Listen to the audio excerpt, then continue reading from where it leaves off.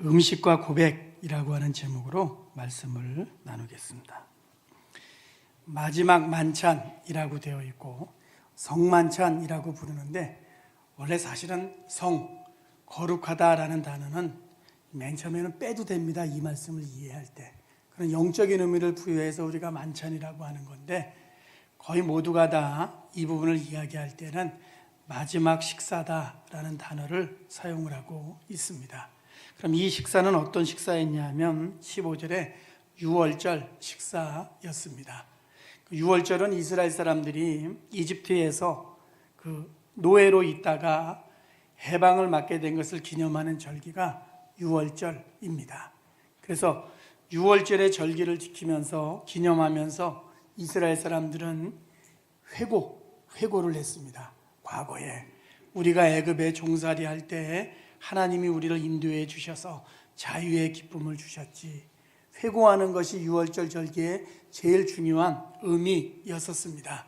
그런데 왕들이 없다가 왕들이 생겨나고 나라가 멸망당하고 나라가 없게 되었을 때 유월절이라고 하는 절기는 회고의 절기가 아니라 소망을 하는 절기로 이렇게 바뀌게 되었습니다.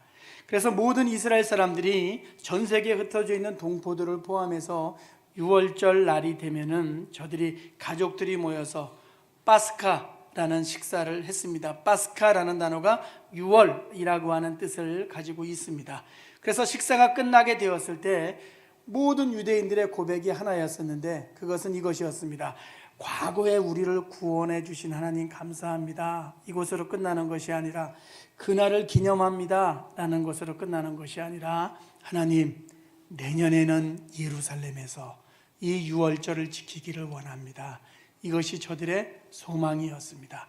그러므로 이스라엘 역사 속에서는 이 유월절이라고 하는 절기가 회고와 기념으로 시작을 해갖고서 소망으로 발전되었습니다. 오늘 성경의 말씀도 예수께서 제자들과 유월절 식사를 하시는 것이기 때문에 제자들은 어떠한 마음을 가지고 이 식사에 참여하고 있는가 우리가 잘 알고 있습니다. 예수님이 십자가에 죽으시기 때문에 그 십자가의 은혜로 말미암아 우리가 죄사함을 받는구나.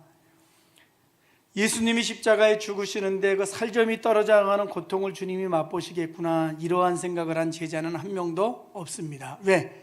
신약시대 유월절을 지킬 때 모든 유대인들은 무엇을 소망했다고요? 해방을 소망하고 독립을 소망하고 있었기 때문에 오늘 제자들은 예수님과 마지막 식사를 하면서 십자가의 의미를 되새겼던 것이 아니라 24절 말씀 보시면 이렇게 기록하고 있습니다. 그들 사이에 그 중에 누가 큰가 다툼이 나게 되었다. 저들은 유월절 식사를 하면서 이 식사가 끝나게 되면 예수님이 왕이 될 터인데, 왕권을 잡게 될 터인데, 대통령이 될 터인데 나는 어떤 자리를 차지할 것인가 하는 것이 제자들의 유일한 관심사였기 때문에 누군가 질문할 때 첫 번째 유월절에 마지막 식사를 예수님과 제자들이 할 때 제자들은 어떤 생각을 가지고 있었습니까? 라고 질문을 한다면은 저들은 자리를 꿈꾸고 있었고 권력을 꿈꾸고 있었고 힘을 자랑하고 싶은 마음에 그 자리에 참여했습니다 라고 대답하는 것이 정답입니다. 이것이 이스라엘 역사 속에서 유월절이 변천해 갔던 과정이었습니다. 신약시대 예수님이 승천하시고 나서 교우들이 예배를 드리게 되었을 때 예배만 드린 것이 아니라 반드시 식사를 했습니다. 그런데 식사에는 어떠한 의미가 있었냐면 이러한 의미가 있었습니다. 주님, 우리가 예수 그리스도 안에서 변화된 것에 대해서 감사합니다. 우리가 검정색이었는데 하얀색 인생을 만들어 주셔서 감사합니다. 죄인이었는데 신자가 되게 해주셔서 감사합니다. 여러분 앞에 있는 성찬불을 보시면은 교회 역사 속에서 왜 녹색으로 되어 있지 않고 파란색으로 되어 있지 않고 분홍색으로 되어 있지 않고 하얀색으로 되어 있습니까? 그것은 예수 그리스도의 십자가로 말미암아 우리 모두가 하얗게 되었다, 죄가 용서되었다라는 것을 말씀해 주시는 거 아니겠습니까? 그러므로 신약시대의 사람들도 예배로 모이게 되었을 때 반드시 성찬을 거행을 하면서, 그 성찬은 식사였습니다. 식사를 하면서 예수 그리스도의 십자가의 은혜로 말미암아 우리는 죄사함을 받게 되었고 에클레시아 교회를 이루게 되었고 지금 이 자리에 모여서 예배를 드리고 우리는 천국에 있는 것과 같은 기쁨으로 식사를 나누고 있습니다. 주님 감사합니다. 내가 죄인이었는데 신자가 되게 해주셔서 너무나 감사합니다 라는 고백을 하면서 저들이 식사를 나누었습니다.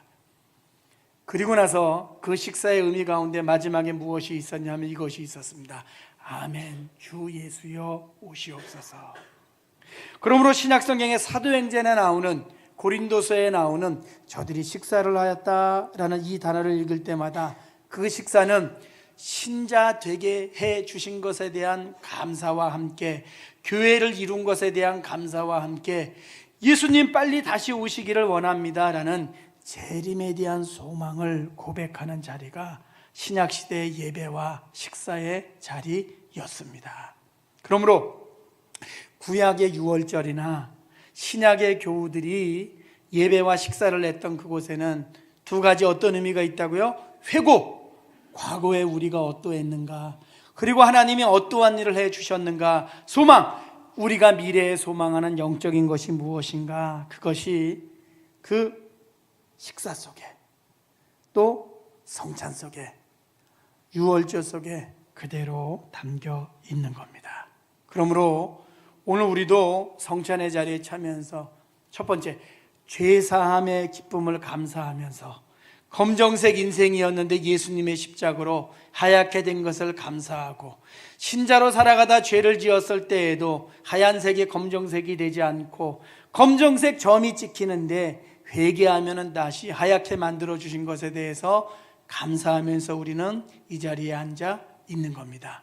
동시에 이 떡과 잔에 참여하면서 우리는 다시 오실 주님 기대합니다. 오늘 예수님께서 16절에서 말씀하셨습니다.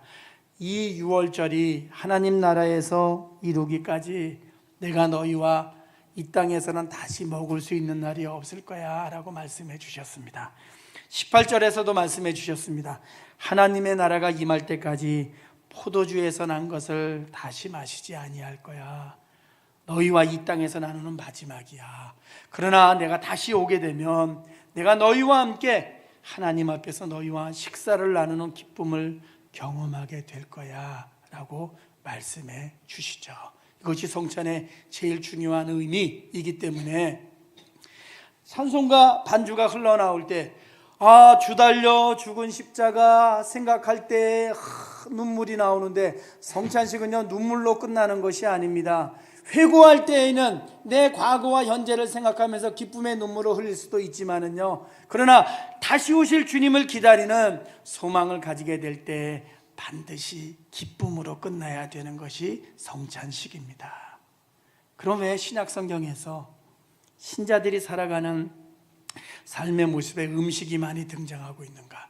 예수님의 별명이 무엇이었습니까? 먹고 즐기기를 탐하는 자라는 별명이었습니다. 바리새인들은 이렇게 비아냥거렸겠죠. 아유, 먹고 즐기기를 탐하는 놈, 얼마나 식사를 많이 했으면 그러했겠습니까? 그래서 그 식사의 자리에는 세리도 들어왔고 죄인도 들어왔고 어부도 들어왔고 운동권에 종사하는 사람도 들어오는 모든 계층의 사람들이 다 들어와서 주님과 함께 식사함으로 말미암아 식사의 자리에서 주님이 말씀해 주시는 겁니다. 천국이 어떠한 곳인지 아니?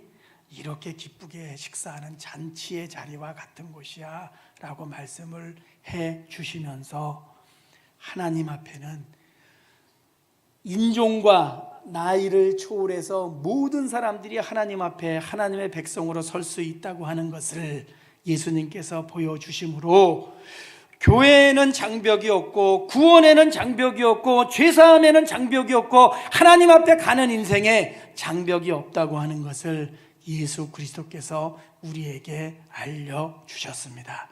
그러므로 오늘 이 아침에 떡을 나누고 잔을 나누면서 우리는 그것을 하나님 앞에서 하는 식사구나. 그러나 주님이 이곳에 공간적으로 계시지 않기 때문에 주님 이 기쁨 주셔서 감사합니다. 그러나 마지막 기쁨을 소망하면서 떡과 잔에 참여하겠습니다. 이 마음으로 우리가 오늘 이 아침에 떡과 잔을 나누어야 합니다. 아주 기쁨이 가득한 그러한 성찬이 되기를 주님의 이름으로 축원합니다. 두 번째 세례입니다. 세례는 이렇게 이야기합니다. 야, 네가 죄인이지. 물속에 들어가면 네 죄가 씻기는 거야. 그리고 물 밖으로 나오면 용서함을 받는 거야. 세례는 그러한 거야. 세례 받는 날 너의 죄가 용서함 받는 거야. 아닙니다, 여러분. 옛날에 나 그렇게 배웠는데 맞습니다. 그런데 틀린 겁니다, 그거는요. 왜 그러냐면요, 그러면 세례를 받지 못하는 그 사람은 평생 죄사함을 받지 못한다는 게 되지 않습니까? 세례는 그러한 의미를 담고 있지만은요, 세례의 진짜 의미는 무엇인가 하는 것은 제가 뭐라고 말씀드렸습니까? 물과 배, 이동으로 이해를 해야 되는 겁니다. 세례는 이러한 것입니다. 내가 1년 전에 예수님을 만나고 죄사함을 받았습니다. 10년 전에, 50년, 60년 전에 예수님을 만나고 죄사함을 받았습니다. 그런데 내 안에만 이 간증을 가지고 있지 않고 모든 교우들에게 내가 예수 그리스도 안에서 변화되었다고 하는 것을 말씀드리고 싶습니다. 이미 나는 예수 그리스도 안에서 신자가 되었고, 이미 나는 죄사함을 받았고, 이미 나는 구원의 길을 가고 있습니다. 그래서 받는 것이 세례입니다. 그러므로 세례는 죄 용서함을 받는 날이 아니라 이미 죄 용서의 사건이 내 안에서 일어났다고 하는 확신 가운데 거하는 사람이 하나님 앞에서 공적으로 고백하는 것이 세례입니다. 세례의 제일 중요한 의미는 무엇인가? 신약 성경에서 제일 중요한 것이 무엇인가 한번 생각해 보십시오. 배와 물입니다. 왜? 신약 시대 제일 중요한 교통수단이었습니다. 배와 물이 무엇인가? 이것입니다. 홍해를 놓고서 생각하면 내가 옛날에 홍해 저쪽에 있었습니다. 지금은 내가 홍해 이쪽에 있습니다. 저쪽에 있을 때는 내가 죄인이었습니다. 지금은 내가 신자가 되었습니다. 배를 타고 이동하게 되었습니다. 그 배는 바로 예수님의 십자가입니다. 나는 세례받기 오래전에 이미 예수 그리스도의 십자가로 말미암아 죄인이었다가 신자가 되었습니다. 그러므로 예수의 십자가를 의지하면서 변화된 인생이라고 하는 것을 모든 교우들에게 내가 확인하고 싶습니다. 그래서 내가 세례를 받습니다. 그러므로 세례의 제일 중요한 의미는 무엇이라고요? 이동이 세례의 제일 중요한 의미입니다. 그럼 세례 속에 담겨있는 제일 중요한 뜻을 마지막으로 나누겠습니다. 세례 속에 담겨있는 제일 중요한 뜻은 이것입니다. 사랑을 하면은 고백을 하게 되어 있습니다. 고백의 클라이막스가 프로포즈입니다. 프로포즈는 결혼으로 들어가는 출입구입니다. 그런데 이렇게 고백하는 게 맞나 한번 보십시오. 홍길동 씨, 저랑 사귀는 거죠? 여러분이 이렇게 고백을 들으면 기뻐서 펄쩍펄쩍 튀시겠습니까? 그렇지 않을 겁니다. 홍길동 씨, 우리가 20년 만나서 지금 저녁 식사하고 있는 거죠? 그럼 여러분 좋으십니까? 좋지 않습니다, 여러분. 사랑이 커지게 되었을 때에는요, 사랑이라고 하는 사실을 놓고서요, 고백이라고 하는 수식어를 써갖고서요, 그 사람에게 내 마음을 표현하는 건데, 그것은 사실로는 부족하기 때문에 수많은 수식어가 동원이 되는 겁니다. 그래서 그것을 사랑 고백이고 프로포즈라고 우리가 말을 합니다.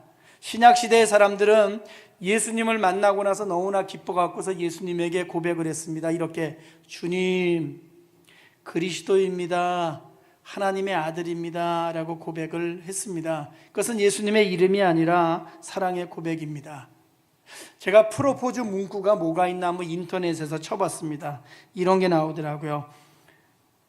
세상에 하나뿐인 제 마음을 당신께 드립니다. 뭐 이렇게 나오고요.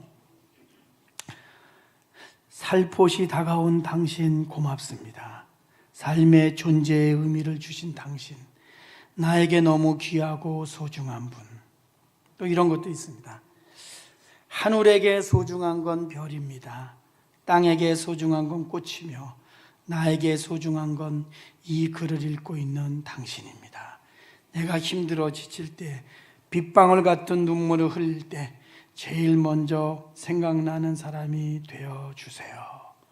이게 프로포즈더라고요. 그래서 앞으로 프로포즈 하는 사람은 고민하지 않아도 되는구나, 인터넷 쳐갖고서 짜집기 하면 되겠구나 하는 생각이 들었습니다. 여러분, 여러분 이런 걸 혹시 들으실 때 이렇게 표현하시는 분들 있죠. 어우 닭살 돋아, 그렇게 말씀하시는 분들이 있습니다. 맞습니다. 닭살이 돋아야 됩니다. 왜 그런지 아십니까? 사랑의 고백은요 유치하게 되어 있습니다.